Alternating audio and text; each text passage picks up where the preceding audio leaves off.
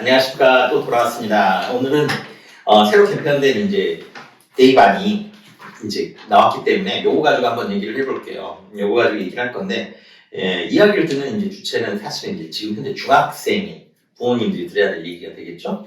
일단 개편된 것부터 한번 얘기를 한번 해볼까요? 지금 발표가 났는데 어떠세요, 느낌이?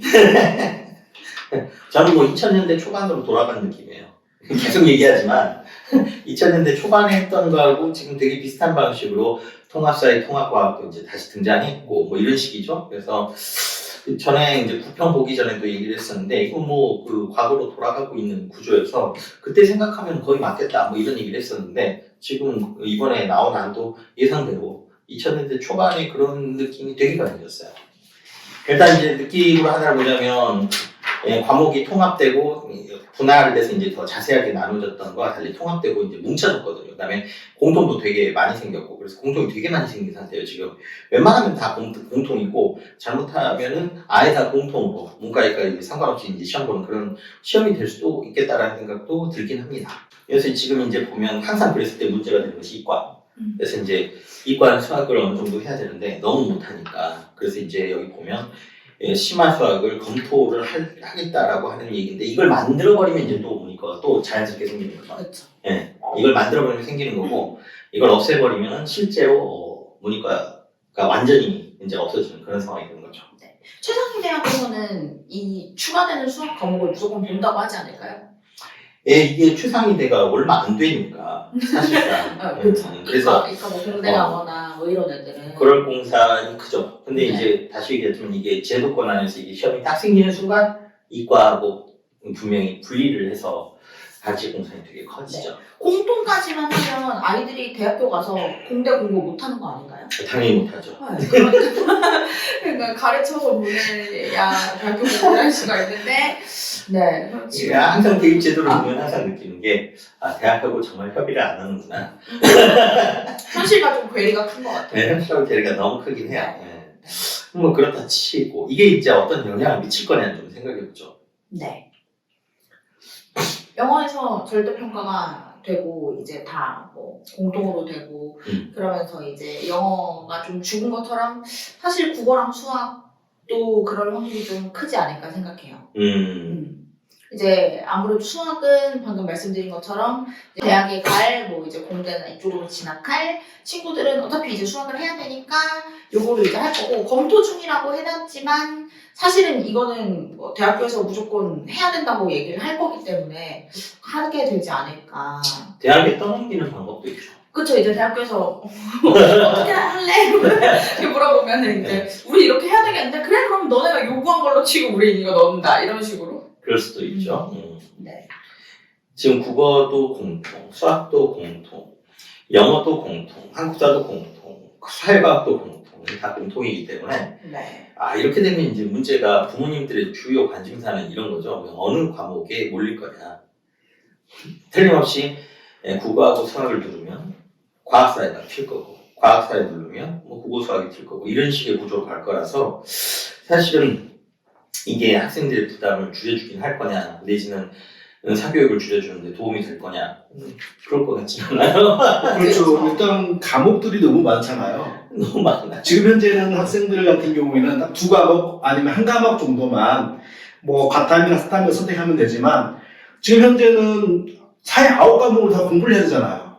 그러니까 이게 옛날 생각으로 다시 돌아가는데 우리가 이제 다시 얘기하면 2000년대 초반에는 공통사회, 공통과학을 보고 그 다음에 문과 학생들은 추가로 사회를 선택했고 과학을 그 다음에 이과는 두 과목에서 과학을 두 개를 선택을 했단 말이에요. 그럼 이제 보면 이과 입장에서 일단 사회 과목 전부 9개 원은 다 배우고 그 다음에 과학 원 다 배우고 문과 공통으로 그래서 13개인가 14개를 문과는 다 공통으로 배운 상태에서 문과는 2개 추가, 이과도 2개 추가 이렇게 해서 두 과목으로 해가지고 시험 봤단 말이에요. 지금 상황으로 보면 그때랑 똑같은 거예요. 근데 이제 과목이 많아지면 사실은 심도 있는 질문을 하기는 어려워요. 외우기 너무 많기 때문에 또 반대로 얘기하자면 이렇게 되면 사실은 옛날처럼 잘 외우면 되는 문제가 되는 거고 이렇게 됐을 때 이제 입시 대입으로 봤을 때는 역시 이제 재수생들이 무조건 유리할 수밖에 없죠. 더 오래 외운 애들이 더 성과가 더 잘 나오는 건 통계적으로 너무 당연한 거라. 네.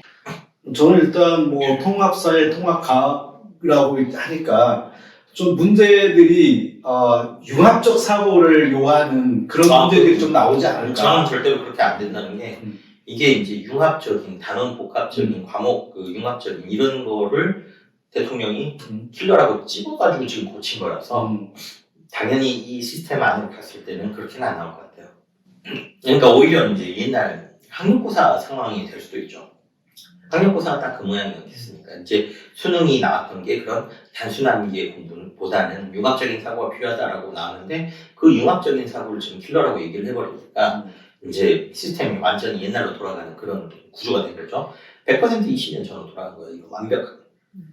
그러니까 저 때는 사회를 이제 사탐을 4과목을 넣어서 그 중에 이제 보통 3과목 반영, 좀 하위 학교는 2과목 반영 이런 식으로 이제 그렇죠. 반영을 했는데 그러니까 지금은 애들이 2과목 보고 2과목밖에 반영을 안 해요. 과학도 그러니까 지금 너무 공부할 양이 너무 갑자기 너무 늘어났는데 과연 애들이 이거 적응을 할 수 있을까? 아니 뭐 걱정이 돼요. 저는 그 적응의 문제는 별거 아니라고 생각해요. 이게 통합이 되면서 찢어 나눴다가 통합이 되면서 틀림없이 분량 조절을 해야 될 거기 때문에 내용이 더 간략해질 거라고 봐요. 훨씬 깊이 간략해. 들어가지 깊이 못 않으니까. 들어가는 거죠. 단순함으로 쭉쭉쭉 외우는 그러니까 되게 이렇게 돼버리면은 그냥 교양 수준. 그렇죠. 그렇게 될 가능성이 굉장히 크다라고 봐요. 네.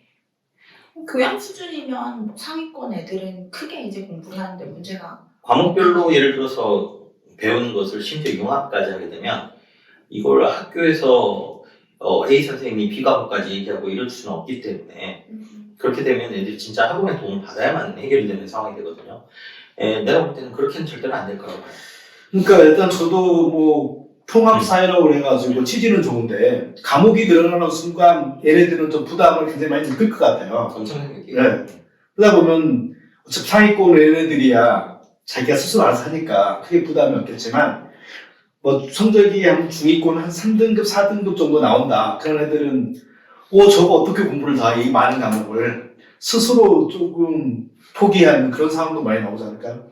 그렇지는 않을 거예요. 왜냐면 공통이면 중2니까 그래. 시체말로 개나 소나 다 해야 되는 거라서 너나 나나 다 하고 있을 때는 사실은 그런 감각은 좀 없거든요. 네. 선택해야 할 때하고 또 다르고 그 다음에 이제 등급제가 지금 5등급으로 바뀌면 3, 4등급이면 하위권입니다. 그래서 하위권이에요. 맞아요. 그거 그쪽은 뭐든지 빨리 포기하는 게 낫고 솔직하게 얘기했을 때 뭔가를 많이 잡고 있으면 안 되니까 그런 거죠. 뭐 그래서 지금 대입으로 볼 때는 그런 상태예요. 제가 볼 때는 물론 이제 이 안이 100% 될 거냐 미안하지만 이제 2028년도 바뀔 수 있기 때문에 지금 바꿨잖아요. 또 순식간에 그래서 바뀔 수 있기 때문에 이게 지금 될 거냐라는 얘기는 좀 궁금하긴 해요. 진짜로 이렇게 될까인데 너무 예전으로 돌아가서 뭐 이 시스템을 여기에 맞춰가지고 굴리는 것 자체는 문제가 없을 거예요. 워낙 옛날에 워낙 나이 드신 분들이 다 해본 거라. 근데 이런 식이 과연 맞는 건지는 잘 모르겠어요. 이게 이제 사실은 대입은 그렇다 치죠. 그렇게 되면 이제 이게 저희가 볼 때는 고입에 영향이 있을 수밖에 없는데. 그렇죠. 네. 왜냐면 수능이 거의 뭐 자격고사 수준이 돼버리면 결국에는 이제 학교를 보고 뽑아야 되는 뽑을 그렇죠. 확률이 확실히 커지니까 그러면 고등학교를 무조건 우리가 소위 말하는 좋은 고등학교에 가는 게 답일 수 있죠. 그러면 이번 좀 개편안을 통해서 과제를 주어진 건 중2네요. 중2가 당장에 일반고를 가야 되는가 아니면 자사고를 가야 되는가 아니면 특목고를 가야 되는가 굉장히 많이 고민할 것 같아요. 일단 고등학교에서 대입고 갈 때 내신 기타 등등을 전부 5등급으로 싹 바꾸기로 했죠. 이번에. 그렇죠? 네. 그 다음에 절대 평가하고 상대 평가를 전부 다 병기하는 걸로. 그럼 대학에서 입맛대로 뽑으라는 얘기인데. 그렇죠. 그럼 대학은 어떤 선택을 할지 우리가 뻔히 알잖아요. 그렇죠. 그래서 지금 2022년 통계를 보면 일반고에서 성취도, 그러니까 성취도라고 하는 건 절대평가죠. 성취도를 일반고에서 22%까지 A를 줬다고 해요. 적당하죠, 5분이. 네, 그렇죠. 근데 이제 자사고의 경우는 평균 48%, 영자고는 54% 정도로 제가 봤어요. 그러면은 이제 대학교에서는 애들이 사실 5등급으로 나누면 1등급, 2등급 이게 폭이 굉장히 커지는 거기 때문에 결국에는 학교를 보고 그럼 우리는 이 학교에선 절대 평가를 뽑겠다라고 할 확률이 커진다고 봐야 되죠. 그렇죠. 영재고가 50몇 % 준다고 하지만 걔네들의 일반적인 수준으로 봤을 때 평균적인 학교에 20% 준다면 영재고에 100% 줘야 될 텐데 그렇죠. 많이 그건 깐 거잖아요. 근데 이런 구조면 학교에서도 분위기 봐서 조금 더 늘리겠네요. 아무래도. 그렇죠. 그럴 수도 있죠. 불리함을 줘야 될 이유가 하나도 없으니까. 네. 그래서 대학교에서 그냥 무조건 우리는 그럼 절대 평가를 하겠다. 그러면은 이제 그럼 우리는 한 70%까지 A 줄게 할 수도 있는 거죠. 그렇죠. 얼마든지 그 일반고 애들하고 비교했을 때 충분히 A가 그쵸. 나올 테니까. 그런 구조라면 이제 특목고에 진학을 해서 내신 걱정을 해야 될 이유가 하나도 없는 거죠. 맞아요. 오히려 학교 이름값으로 가는 게 맞는 거잖아요, 지금 상황이면. 맞아요. 그럼 경쟁이 고입이 더 치열해지겠죠? 그게 정상이죠. 사실 지금 이 상황으로 보면 네. 고입, 너무 당연한 수순이라고 봐요. 대치동이 고입으로 굴러가도록 만들어버린 네. 아니라고 봐야 되는 거죠, 지금 상황으로 볼 때. 그럼 시장이 더 커진 거잖아요. 최소한 지금 중학생부터 입시를 준비해야 되니까 확실하게. 뭐 이번 겨울부터 벌써 중2 윈터 얘기가 나오기 시작하는 걸로 봐서는 엄청나게 커질 상황이 된 거죠. 상황이 되면. 지금 상황으로 보면. 그럼 정부에 이제 특목 자사고가 엄청나게 많은데 옛날에 비해서 이제 엄청 늘었잖아요.